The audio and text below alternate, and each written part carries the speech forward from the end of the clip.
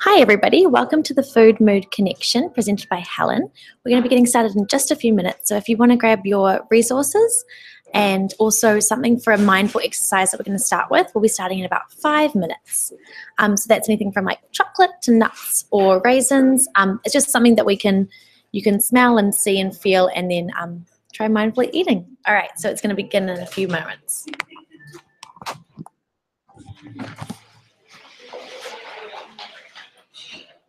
So thank you everybody for coming tonight. We're going to begin with a mindfulness exercise. So we have some delicious dark chocolate goodies provided by Good Walk, which is the refillery just across the street. So I'm just going to pass these out and then Helen is going to begin in a few minutes and she'll walk you through what to do with this.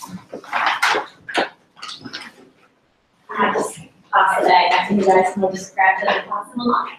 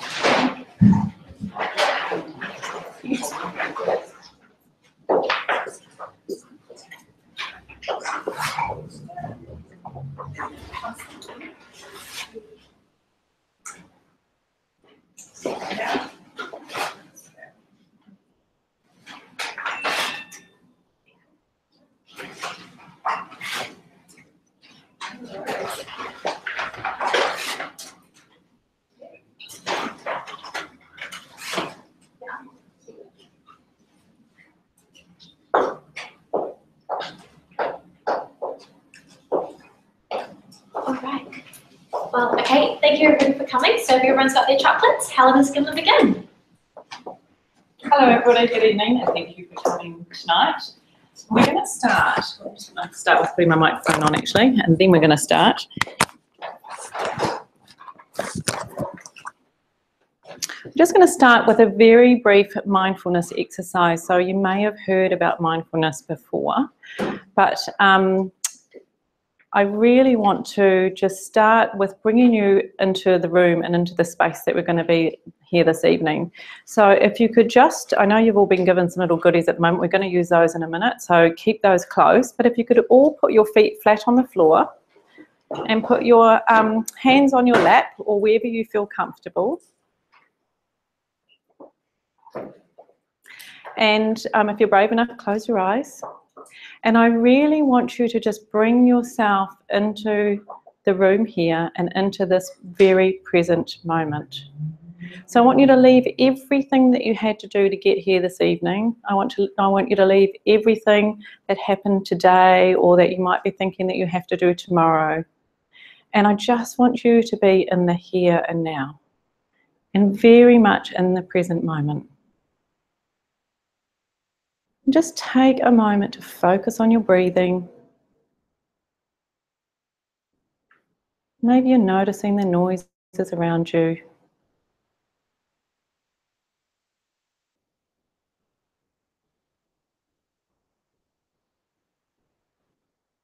And then very gently, when you're ready, I want you to open your eyes and I want you to open that little container of goodies that you've got in front of you there.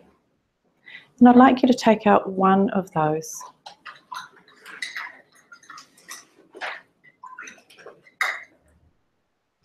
So what I want you to do now is I'm going to do a little bit of a mindful eating exercise. You may have done this before.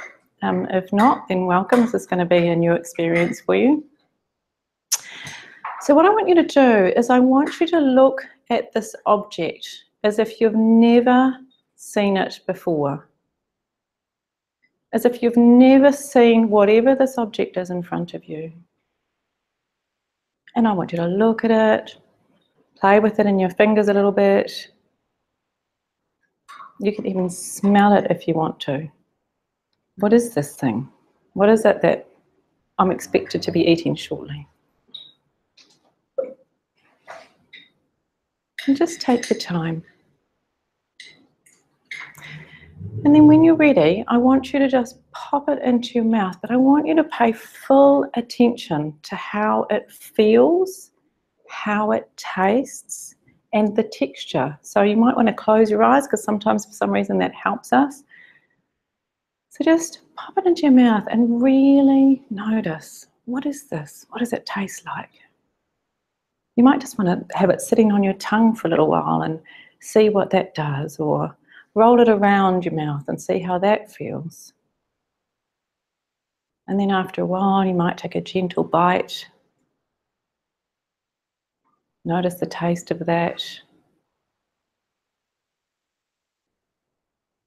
And notice any judgments that you might have. Oh, it's good, or oh, it's not so good, or oh, it's sweet, or it's not sweet, or I thought it would be different. Just notice any thoughts around that.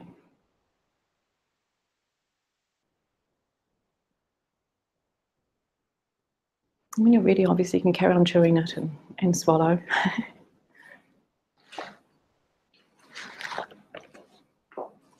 All right.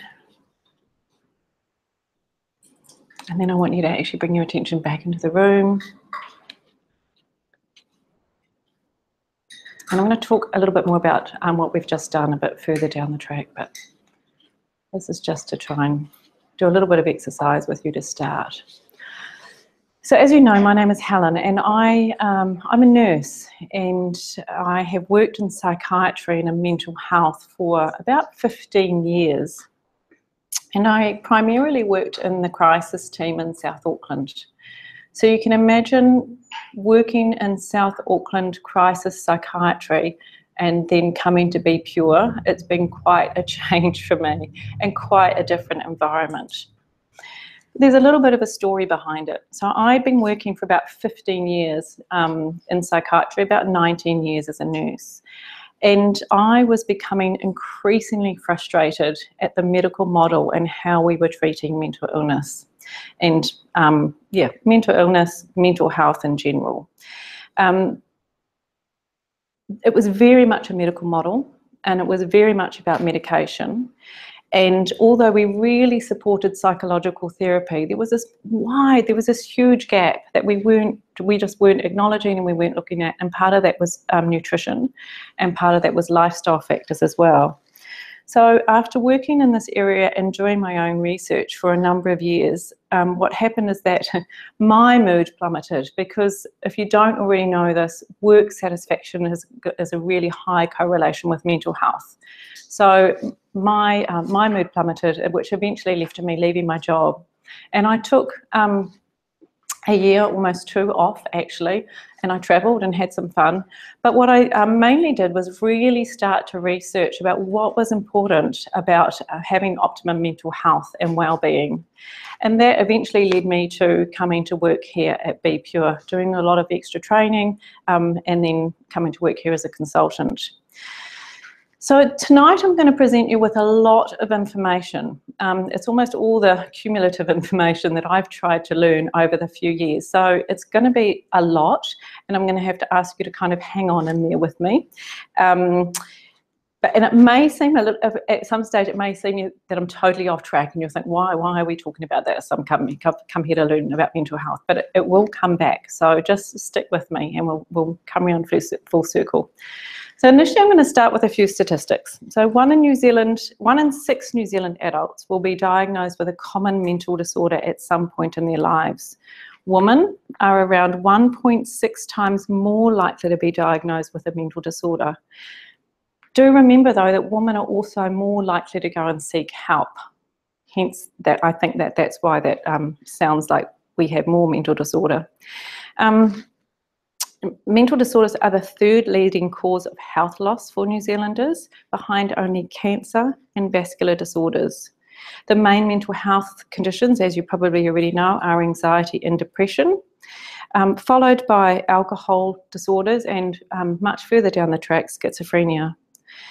So there are many more people that suffer from mental illness that never get diagnosed. And in another website I looked at, they suggested that 47% of New Zealanders will experience a mental illness or an addiction at some point in their lives. And I think that's probably a much more accurate statistic of what is the truth about how many people do suffer from depression or anxiety or addiction disorder.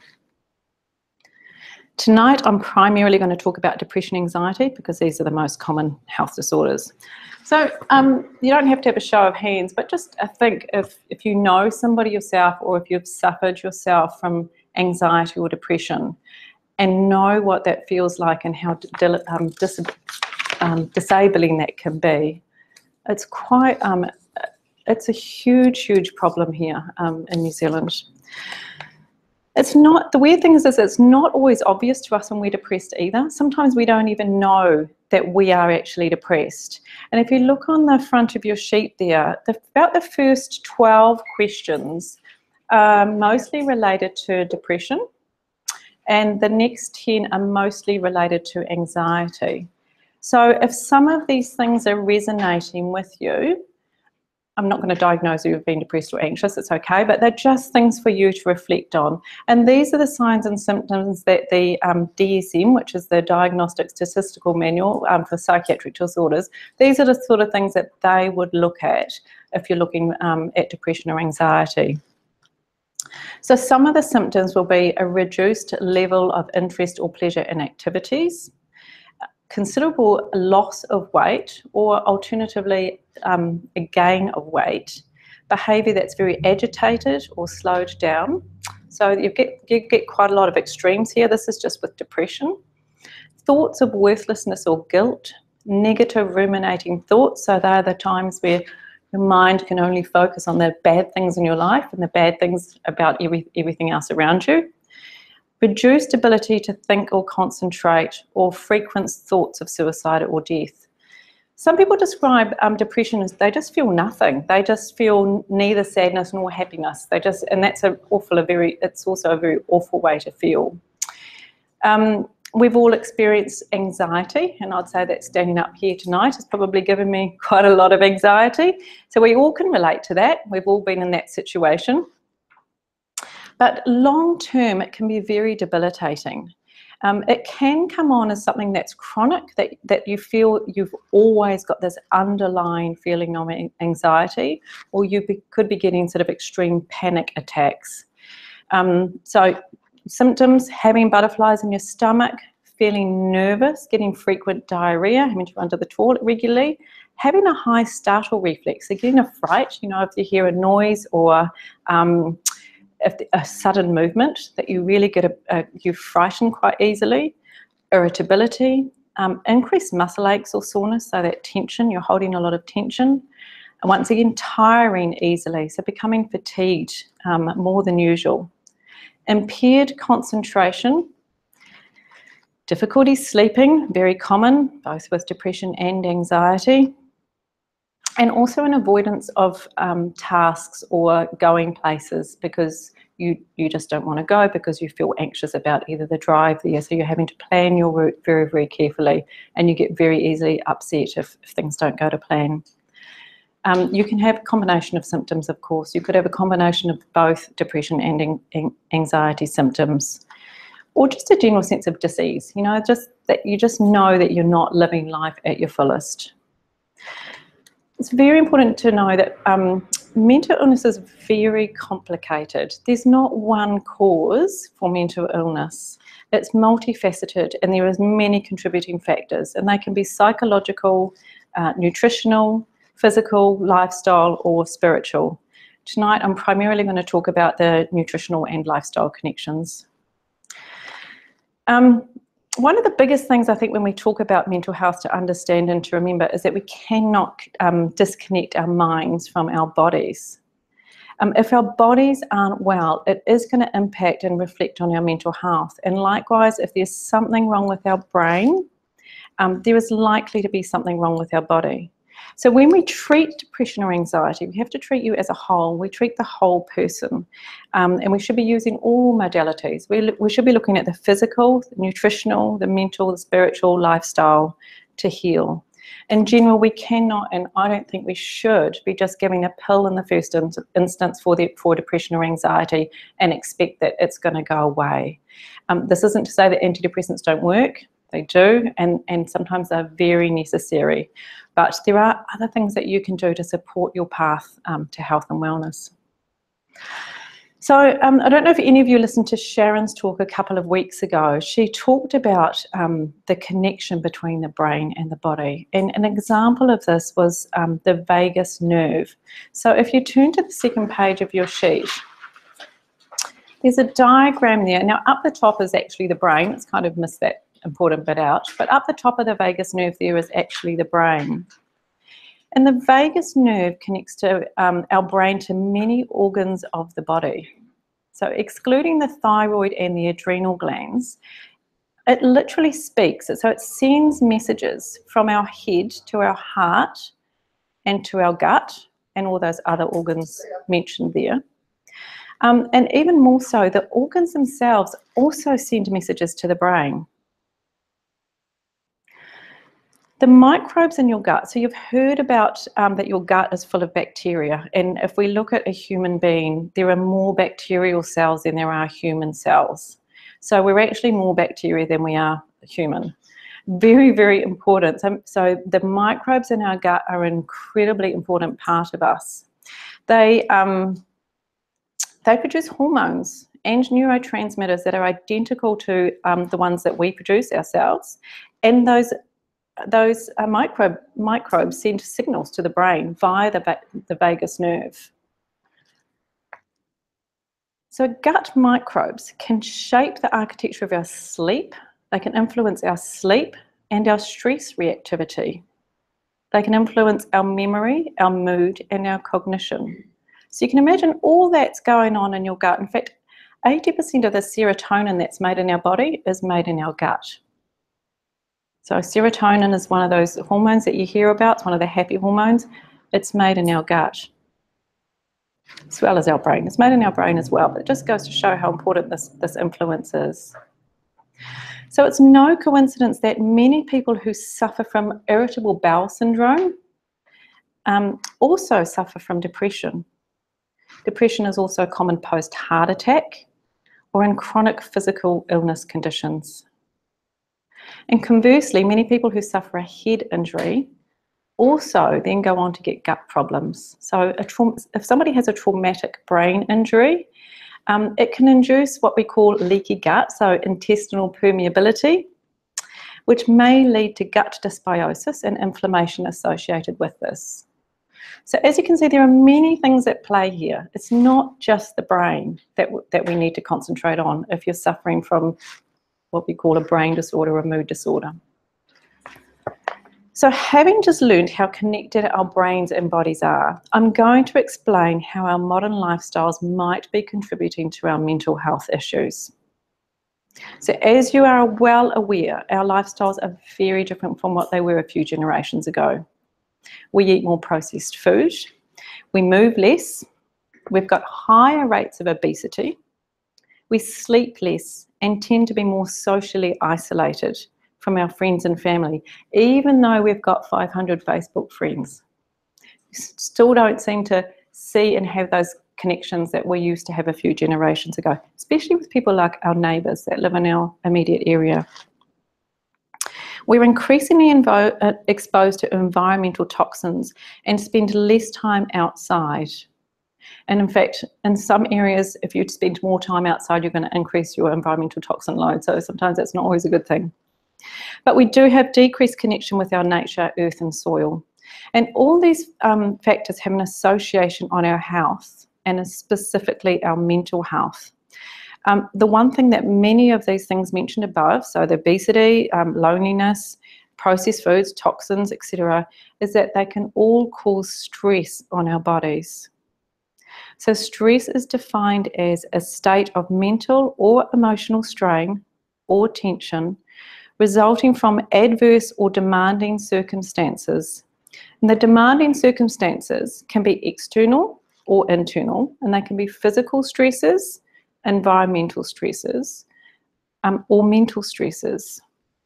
And sometimes the stressor is a happy thing. So if you've ever known somebody whose mood has crashed after they've had an amazing event like a wedding or a baby or something else, and their mood then plummets afterwards, it's all related to stress.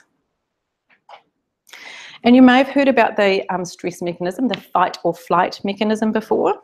So short-term stress is actually great because it leads us into action, okay? So it's back to the primeval or the primitive things. If you've got a lion chasing you, you want to get stressed. You want to invoke that the sympathetic nervous system, which is in charge of getting you moving.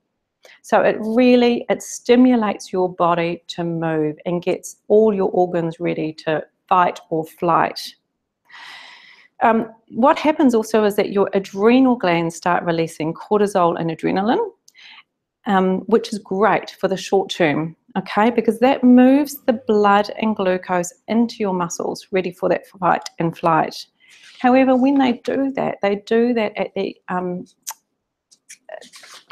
by taking the blood away from your gut and other essential organs of your body. So they move the blood away from your vital organs such as your kidneys, your liver, your skin, and your gut. So long term, if you can imagine that these hormones are pumping all the time because you're under stress, it's going to be removing the blood supply from these organs. So what's going to happen, do you think, if you're going to have a decreased blood supply to your stomach and your gut and your intestines? You're going to have a decreased absorption of your nutrients from your food. And so long term, you can imagine how this might affect you. So if you take a look at the second diagram on the next page, I'll try and explain it to you. It looks a bit overwhelming, but please don't let it overwhelm you. So this diagram here, what we're looking at the top, you've got the amino acids. Now, amino acids are broken down from proteins primarily. So you've got the amino acids, tryptophan, phenylalanine, and glutamine. Okay, so you get that from food. You get that from eating food. As you come down, you will see in the green, you've got the essential cofactors, which are folate, which you get from green leafy vegetables, vitamin B6, and zinc. Now, as you can see, these cofactors here, along with these enzymes, which magnesium is essential actually in helping to regulate the enzymes, these help convert these amino acids, tryptophan, phenylalanine, and glutamine, into serotonin, dopamine, and GABA. So these are the three essential neurotransmitters that we consider the happy hormones. So you've probably all heard of serotonin. You may not have heard of dopamine. That's got to do with sort of motivation and reward. And GABA is kind of a lovely calming neurotransmitter. So you can see that if you've got long-term stress, how you might not be absorbing nutrients from your food and how that might end up affecting your neurotransmitter production.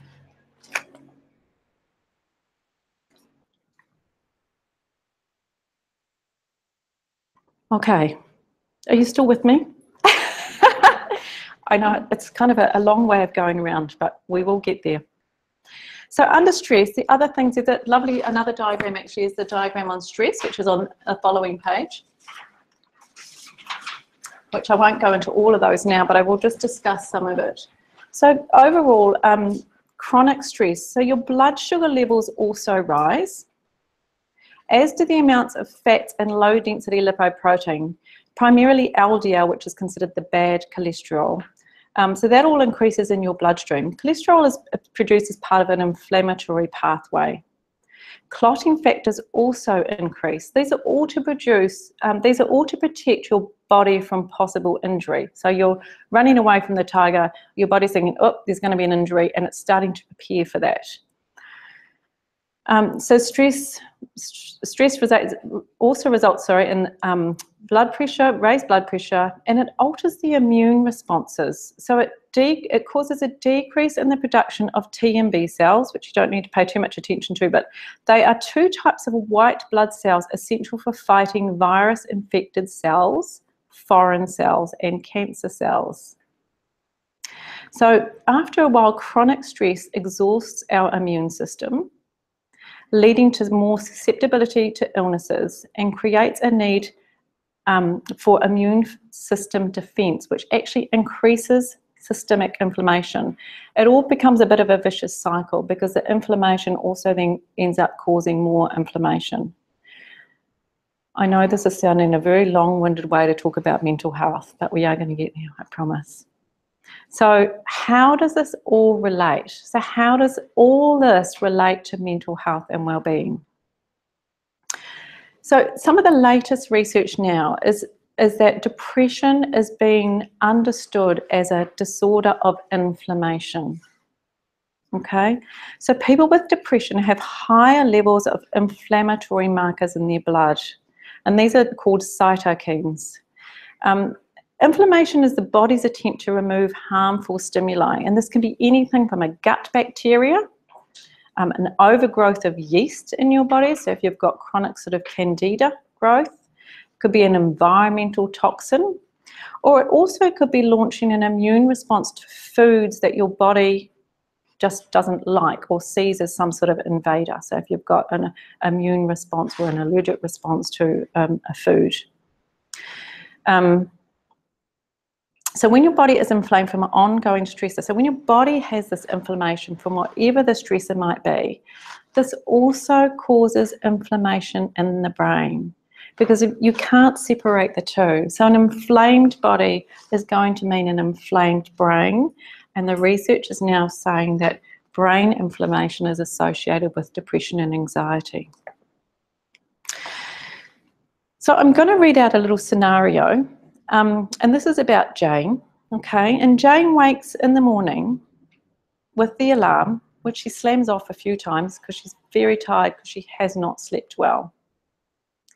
When she finally does sort of wake up enough, she starts thinking about her day ahead. She's got a meeting with the boss, which is she's been worried about for weeks. And then she also starts thinking about the argument that she had with her significant other the day before. She realises she's still got last night's dishes to do before getting herself out of bed and in the shower. And oh my goodness, she hasn't washed her hair for 2 days. She's already put it off because she's been running late every day. So she eventually drags herself out of bed, gets into the shower. She grabs a piece of toast and peanut butter and an instant coffee to wake her up. And she runs out the door. She hits a traffic jam, ensuring that she's going to be late for the first thing of the day. So the day's very average. She has sushi for lunch, a few coffees to pick her up during the day because she's very, very tired because she hasn't slept well. And by 3 p.m, she's intensely hangry. Anybody know what hangry means? Yep. Mixed in with a little bit of anxiety. And then when she gets home, oh my God, she needs that large glass of wine to wind down because she has had a hard day. She makes herself some pasta and some vegetables for dinner. She has some vegetables, which is great. She eats that between talking on the phone and relaxing in front of the telly to turn her mind off. Before you know it, it's 10:30 at night. She's drunk the bottle of wine. How did that happen? And, it's time for bed. The day's done and dusted. So did any of that sound familiar to you? It's kind of a common scenario, and many of us, I'd like to say none of us, but no, we live this way. We're kind of on this autopilot. We're just going from one thing to the next thing to the next thing, not really stopping, not really considering to think what this might be doing to us. So did anybody pick up anything in that scenario that you think could be not very good for you in the long term? Yeah. The bottle of wine. Bottle of wine, thank you. Yes, it's inflammation, thank you. Coffee. So coffees release cortisol into the system. So yep, they cause a little bit of a cortisol spike. Anything else? Sleep. Yep, wonderful. Great. So, yep, what effect has this had on her body? So her first thoughts in the morning, so we're looking at the psychological side of things, already ramped up a little bit of extra adrenaline and probably that little bit of extra cortisol as well, which, as we have heard, has the effect of shutting down the digestion, okay, and moving the blood away from the stomach into the muscles, ready for the fight and flight. So already she's not probably getting as many of the nutrients she can, if you call nutrients from toast and peanut butter. So this leads to less mineral absorption, all right. What she also didn't realise is that the bread she consumed, she's actually got a sensitivity to gluten. So she didn't know that, but once again, her body's released a little bit more cortisol to deal with that inflammation. She's had the coffee as well. We know, a bit more cortisol, increased inflammation a little bit more. And that's also, so that's stimulating your adrenal glands. It's kind of pushing your adrenal glands to work that little bit harder. And so she's done all this, and it's not even 8 o'clock in the morning.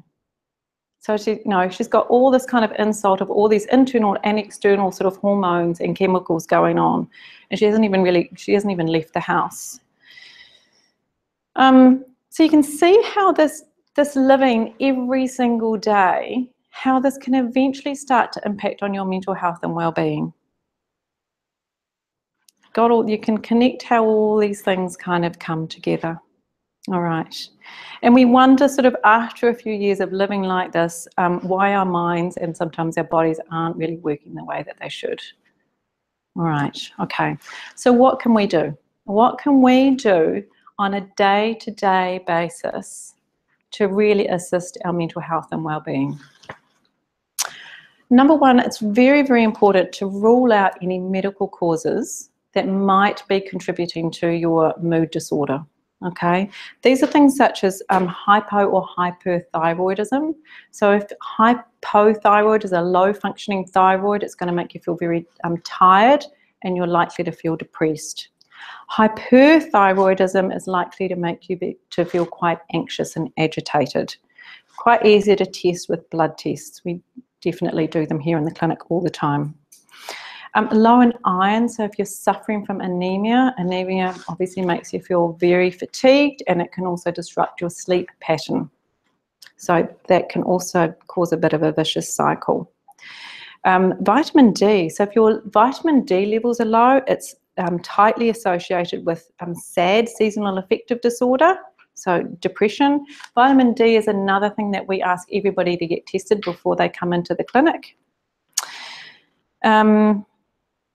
And obviously food intolerances or sensitivities can contribute to a general feeling of unwellness by stimulating those inflammatory pathways. Has anybody ever cut out a certain food and then felt a lot better for it? Yeah, so it can really make quite a big difference to how you feel. And sometimes for people that just means cutting out their alcohol for a little while, and that can make a massive difference. But for other people, it's the common things that we often see here at BPO, which is the gluten and the dairy.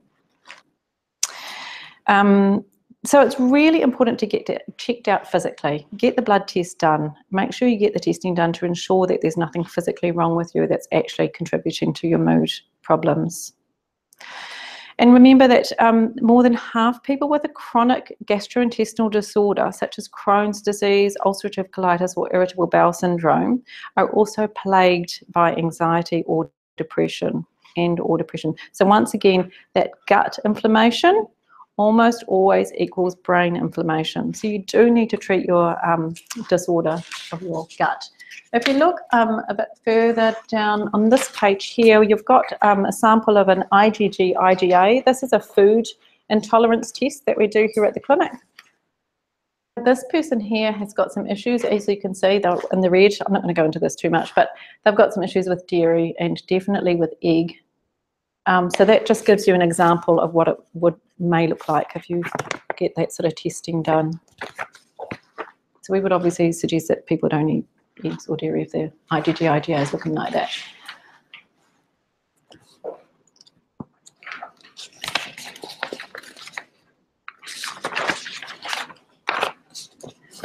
Another thing that you can do to help reduce your stress and inflammation in general, and now this relates to the exercise that I asked you to do when you first came in the door. So that was mindfulness, and there is so much research now that supports mindfulness to assist in mental health and well-being. It's so easy to do. It's just a moment you can do at any time. You don't need to go on holiday. You don't even need to leave the room. You just stop and you bring yourself into this very present moment and you focus on your breath. It's that simple. It's a simple and lovely exercise to do. And there's lots of research now that says that it reduces those inflammatory markers, so the inflammatory cytokines that I talked about earlier. That helps reduce that. It helps to promote positive life changes, increases appropriate immune response. It's just got fantastic benefits. So it's one way of helping to try to decrease your stress level. So if Jane woke up first thing in the morning and perhaps spent 5 or 10 minutes just being present and mindfully breathing rather than having her mind, which it does, because that's what the mind does, continuously looking in the past or looking in the future for what else might go wrong, can make a really big difference to how your day goes.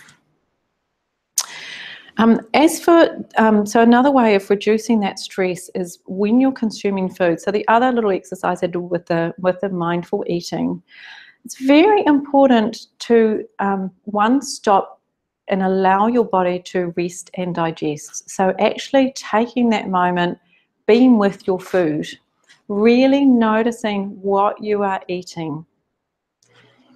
It can make a really big difference to the quantity you're eating as well as the quality of food that you're eating. And so I've got a new mantra for you. Well, actually, I've probably got two. One is chew your food. So if you chew your food, you're going to stimulate those digestive enzymes. And if you chew your food, you're going to help break down your food a lot better, which is going to help increase that nutrient absorption. The other mantra I want you to learn is food isn't just calories, it is information for your cells. So this goes back to that little diagram that I showed you at the first one with the neurotransmitters, okay? Everything that you put in your mouth is telling your cells something.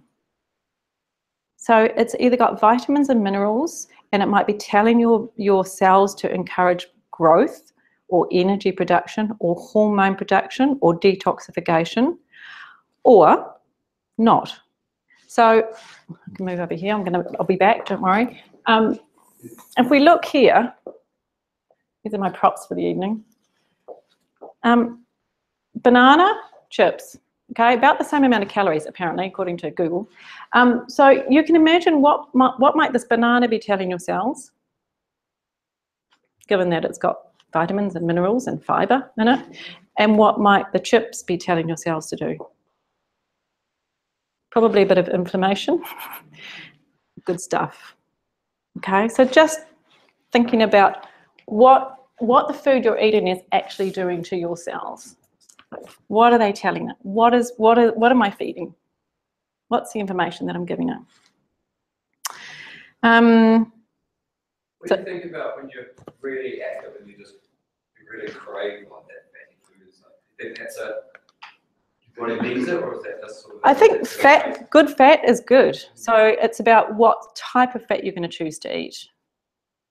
So, you know, go and have an avocado and some olive oil, and so it's and proteins, obviously, which have got natural fats in them. So meat, absolutely. Usually the craving is just a symptom of something else that's going on, that your body might be craving fat, but it might be also craving good fat and good protein, like meat often is what it really craves. Yep.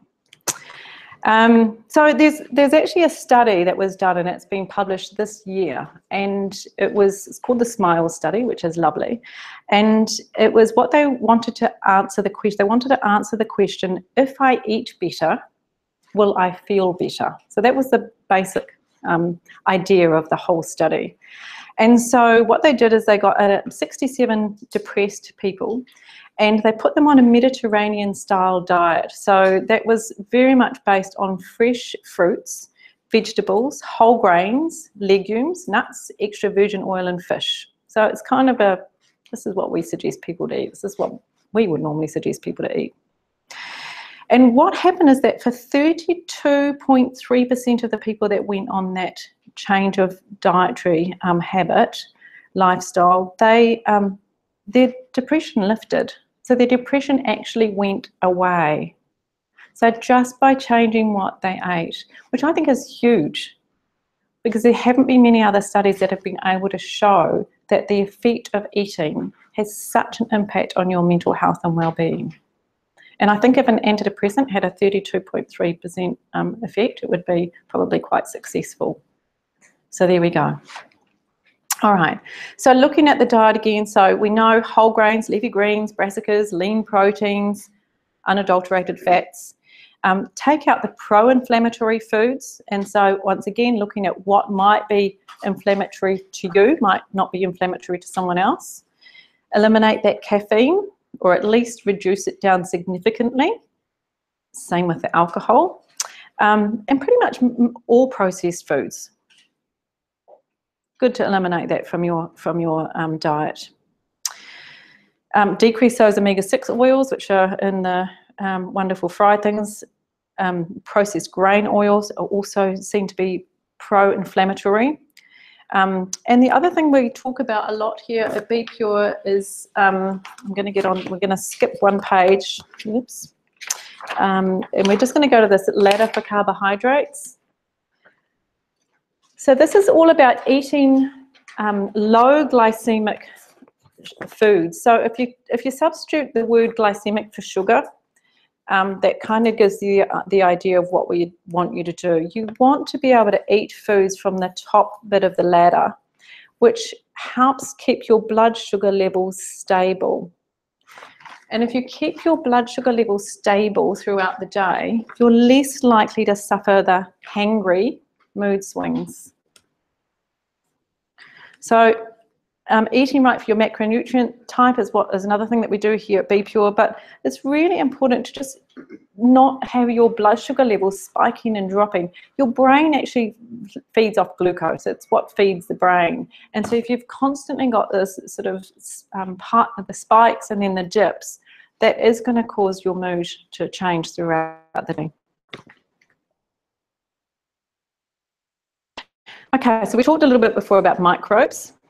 Okay, so how do we feed these microbes? So we know that they're really good for us, and we want a good amount in our system. If you flick back to the other page, we're going to look at this diagram here. This is another test that we do here at Be Pure. This is a comprehensive stool test. It's a parasitology stool test. And we look, but what I want you to just look at the moment is the things in the green column there. They're the good bacteria that you want to have in your gut. So that's all the wonderful probiotic bacteria that we have in the gut. And you can see that this person here has no lactobacillus. Okay, so lactobacillus is one of the very common, it's one of the ones that you hear about a lot because it's the ones in yogurt and a lot of other food. And they've done some studies on lactobacillus, and they've had people with anxiety, I don't know how long they ran this study for, a few weeks, 2 weeks or so, where they consumed bottles of lactobacillus yogurt, and their anxiety levels decreased. So once again, those little microbes in the gut were actually communicating with the brain. So you want to feed those microbes, and one of the ways that you can feed them is through fibre. So microbes love fibre. That's what they eat off. They help digest those vegetables, those bananas, lots of fibre, fruit, beans, onions as well, leeks and garlic. So they're all prebiotic foods. Prebiotic foods feed the probiotic bacteria. The probiotic you can also eat, which is what we mentioned before, is yogurt, as well as other fermented foods such as sauerkraut, miso, kefir, kombucha, and that's the main ones. I think the yogurt's the other one.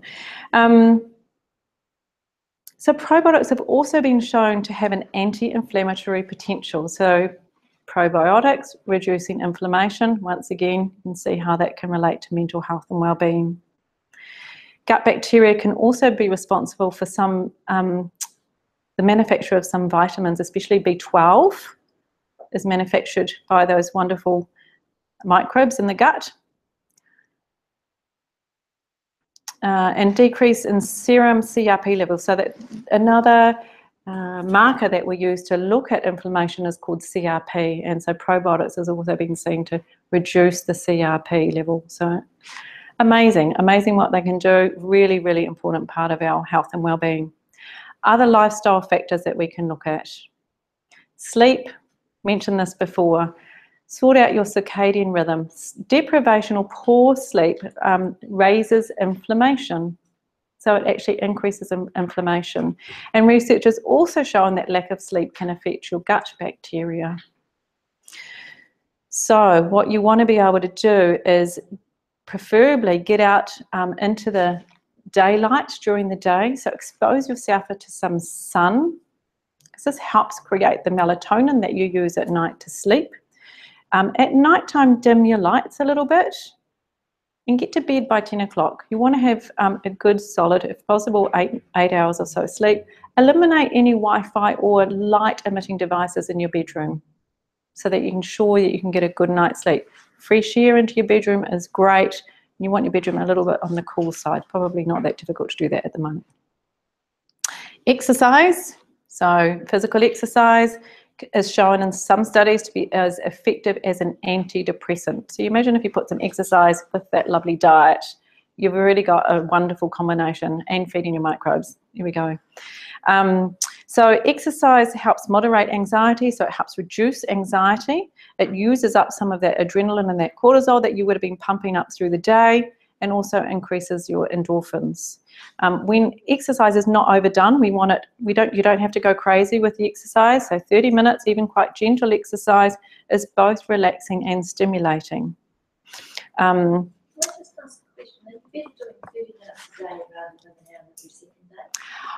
Don't think it really matters. I think they generally say, 150 or so minutes a week. Obviously, you don't want to do 150 minutes all at once. You could, but I don't think it really matters too much. Ideally, it would be lovely to do 30 minutes a day-ish, but yeah, if you're doing an hour every 2 days, that's absolutely fine. Yeah. The other thing that exercise does actually is it helps. This is another new term. There's something called brain-derived neurotrophic factor. Don't worry about it too much, but it's a neurotrophin that protects neurons and encourages neuronal growth. And low levels of this have also been implicated in anxiety and depression. And exercise helps produce BDNF. So there we go.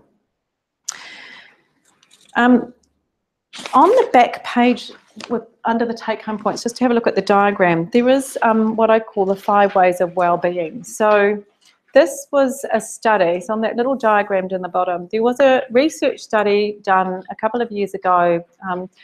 What they did is they wanted to know what components were important for mental health and well-being, aside from nutrition, because we knew that nutrition was important. And funnily enough, job satisfaction was the other one they left to the side because they said that was so obvious they didn't want to include it.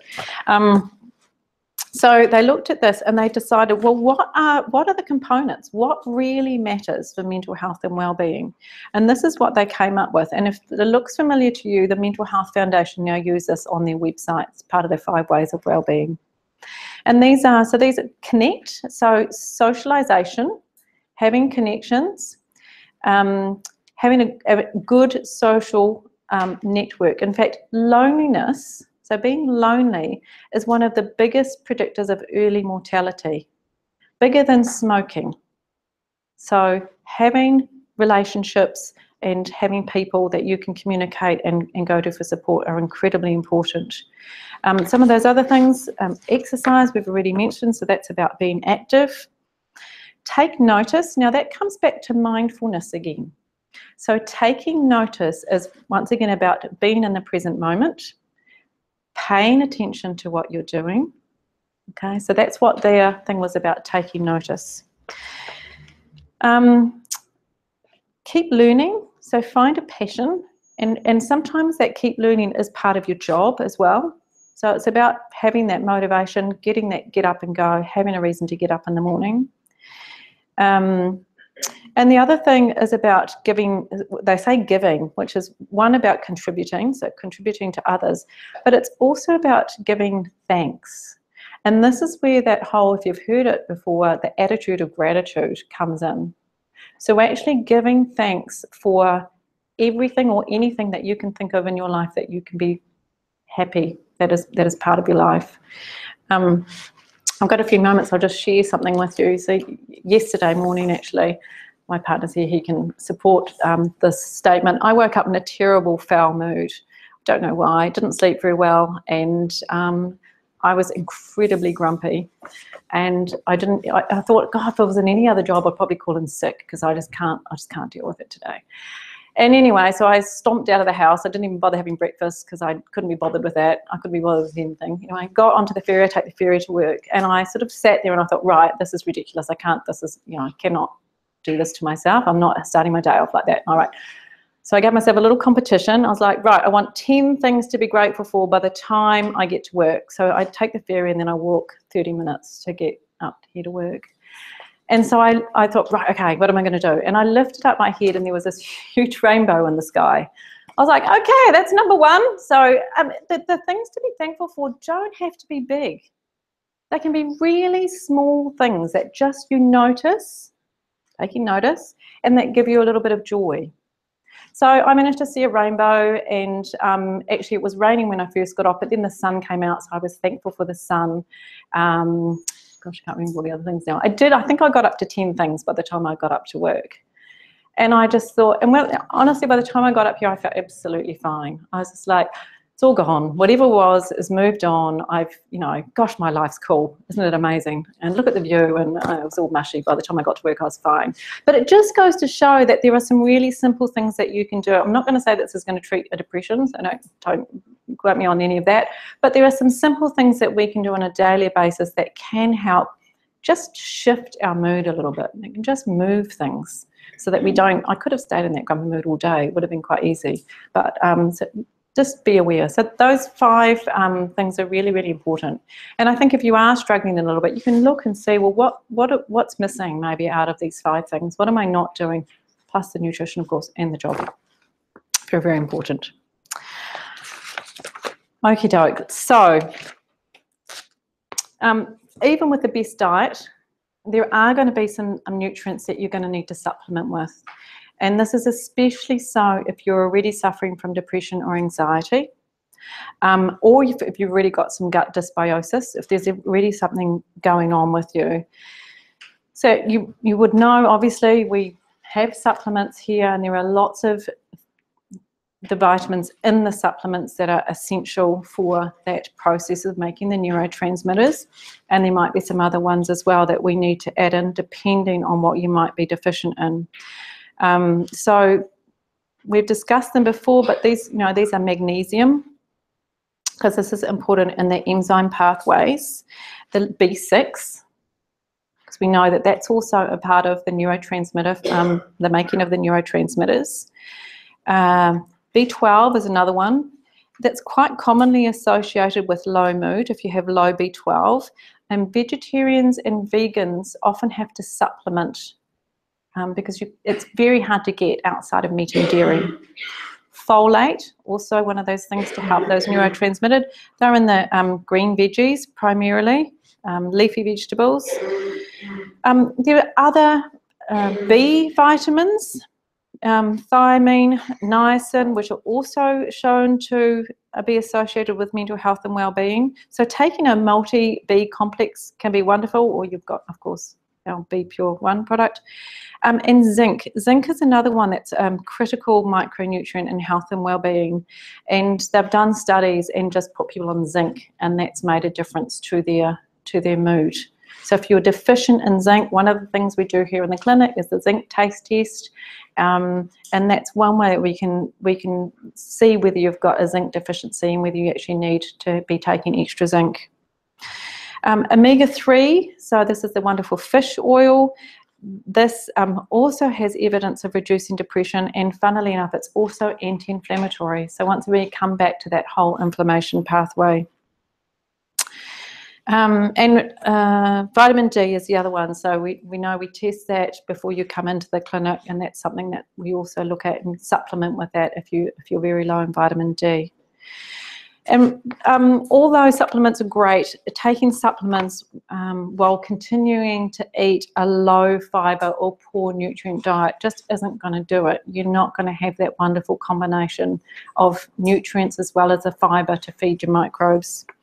If you do suffer from depression or anxiety, I really suggest that you find a therapist or a counsellor. It can be an incredible part of your healing journey, and you don't need to go through this alone. But just something else to consider, if you do have a period of depression in your life or even a period of anxiety in your life, what might that be saying to you? Is there something that you need to change in your life? I'm not talking about chronic long-standing depression, but if you have a time when you're feeling quite depressed, does it mean that something's not right? Are you in the wrong job? Are you with the wrong partner? Are you, is there something that you need to consider in a wider sort of sense about why this may have occurred? Just something else to think about. So with some changes in nutrition and excluding the foods that might be pro-inflammatory or lifestyle habits that might be pro-inflammatory, I've seen anxiety decrease within a month. So this isn't going to be the case for everyone, obviously, but I've had some people come into the clinic, we've changed their diet a little bit, we've put them on some supplements, and we've taken out some of the foods that we've considered really aren't doing them any good, and they've come back a month later and they say, I'm feeling fine. So it's quite incredible what this effect can have.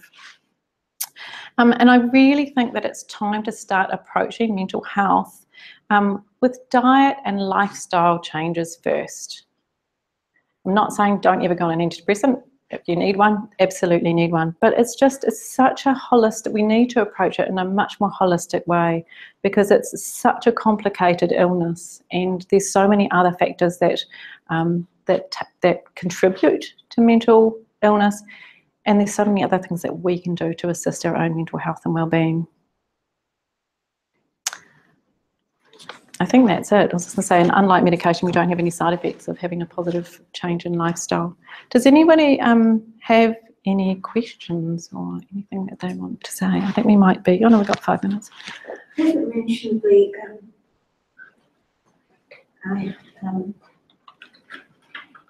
this was suggested to me by one of your young fans. She's a vet and a dietitian. Probiotics. And I can't see this anywhere. As in here? Yeah. We do sell them. You do? Yeah.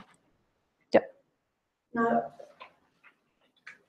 is that worthwhile taking for a balanced gut?